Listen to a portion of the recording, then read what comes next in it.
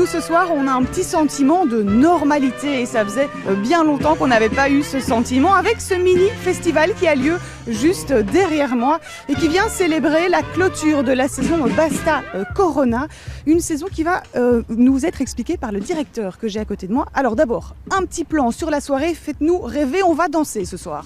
On va danser, on va bouger, on va découvrir plein de choses, des artistes qui s'engagent pour réinvestir les espaces ici avec leur imaginaire, leur musique. Il y a plein d'artistes qui viennent, des rappeurs, il y a des gens qui mélangent des sources péruviennes et belges urbaines. Il y a Klong qui joue là derrière nous, plein de choses. Et c'est la clôture effectivement d'une programmation qu'on a fait pendant un mois dans tous les quartiers ici au nord de Bruxelles.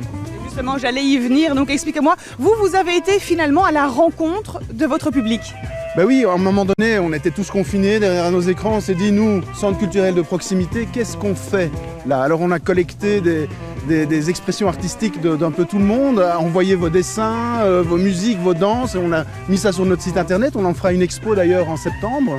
Et puis on s'est dit, on ne peut pas rester là, on doit aller à la rencontre des publics, et donc on est venu ici, Cité Modèle, on a un site de la Maison de la Création, mais aussi à Nederoverenbeek, dans le Home Les Églantines, Cité Versailles. On est allé à la rencontre des publics en organisant toute une série de concerts, des solos, des duos, des grands groupes aussi, sous les balcons.